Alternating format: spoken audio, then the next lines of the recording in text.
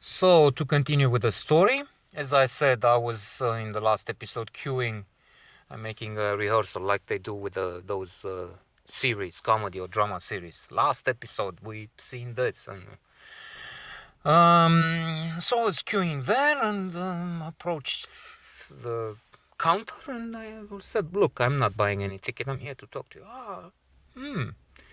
Where are you going? I will take you with the car. You saw it. It's there and it has our friend. I'm making up things. This is in large part fiction. So I'm covered if Belladonna comes and points a finger. She will never.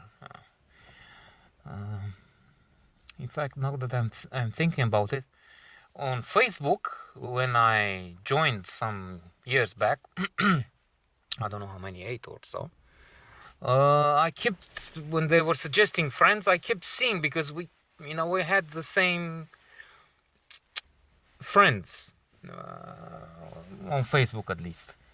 And they kept showing her face and her profile. And I didn't want to, I don't know yet. We'll reach that stage perhaps later if we finish this story sometime in the next 10 years. But then after a while she disappeared altogether. So I'm kind of thinking she blocked me somehow. Or she said, no, this guy, I just block him. So that's why she never showed up in my suggestions of getting... Perhaps you know these people, you know how Facebook is showing you. Friends, and you have so many common contacts with. If you have 100 friends in common with someone, they suggest him or her. And in her case, it may be that she saw the same thing. She saw me as, said, okay, I don't want to hook up with this guy.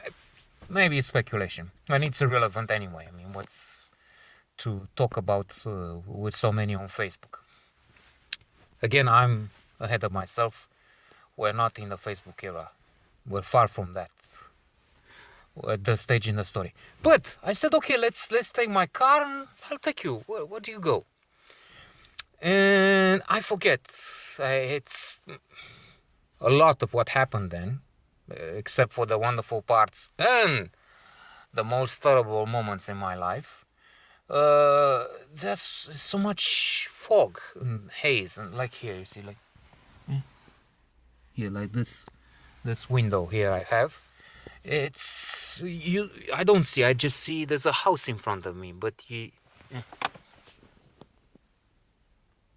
see, it's like that. It's shadowy and indistinct. And so I don't know what she said. Did she say like near Obor, where she spent some time? I know I've been there tens of times. I don't think I've been more than 100 times, but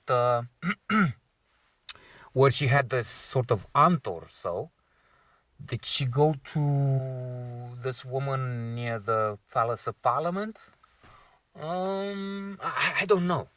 I don't think at that stage. I don't think she was close to this one. Let me call her Roxana. I forget her name. But I was driving. Well, in the first place, I wasn't yet hooked up. I think it was not love at first sight. I'm guessing now. Even if, by the way, on a side note, I remember from Adam and Eve by Rebranu, a good Romanian author. He says in that love at first sight is not love at first sight. It's love at end sight. Which is to say, I don't have his words, obviously, but something like this, if I get the theory right. We keep seeing as we live, we see women. And in the case of the women, they see men. Or, well, in the case of gay people, they see the same sex. And it's a hair they like here, the eyes in another person, legs, bottom. And all of a sudden, this love at first sight happens, but it's actually, you've seen these many people, 100 and 1,000, I don't know. You liked, or you liked an element from, and then these elements reunite in this half sphere. If we refer to Plato, we are cut in half, and then we all want to find our the other half. So I don't know. In the first place, I was, as I said, confused coming out from the lawyer's office. I had to hesitate a few seconds before going after this woman who was initiating a conversation, even if it was with my dog, not really with me. I also forget if I asked her and if she said she was interested in me or really she was just keen on the dog. But she shocked me with a statement. I will let it for tomorrow. I will say what was so shocking.